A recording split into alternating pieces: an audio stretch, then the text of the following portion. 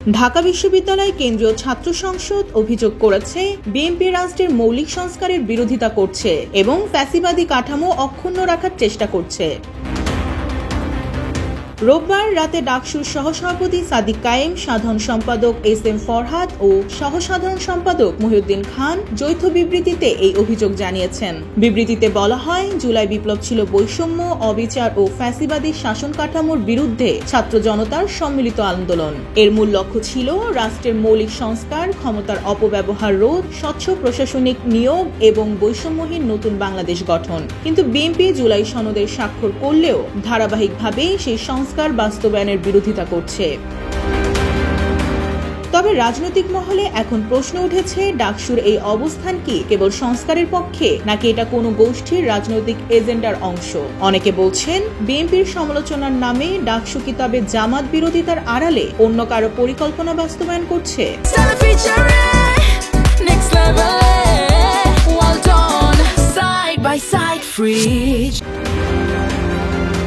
ডাকসু নেতারা অভিযোগ করেছেন, বিএনপি, পিএসসি, দুদক, ন্যায়পাল ও মহাহিসাব নিরীক্ষক সহ বিভিন্ন সাংবিধানিক প্রতিষ্ঠানে স্বচ্ছ ও দলীয় প্রভাবমুক্ত নিয়োগ প্রস্তাবের বিরোধিতা করছে। তারা বৈষম্যমূলক চাকরি ব্যবস্থা টিকিয়ে রেখে ক্ষমতায় একচ্ছত্র দখলদারি বজায় রাখতে চায়। বিবৃতিতে আরও বলা হয়, বিএনপি জুডিশিয়াল অ্যাপয়েন্টমেন্ট কমিশন গঠন, অনুচ্ছেদ ৭০ সংস্কার, প্রধানমন্ত্রী ও দলীয় প্রধানের পৃথকীকরণ, স্বতন্ত্র ফৌজদারি তদন্ত, সার্ভিস গঠন এবং আইনি পেশার রাজনৈতিক প্রভাবমুক্ত নির্বাচন সব আধুনিক গণতান্ত্রিক সংস্কারের বিরোধিতা করছে। ডাকসু নেতারা বলেন, এই সংস্কারগুলো কোনো দলীয় স্বার্থ নয়, বরং রাষ্ট্রের আধুনিক গণতান্ত্রিক ও শক্তিশালী করার জাতীয় প্রয়াস।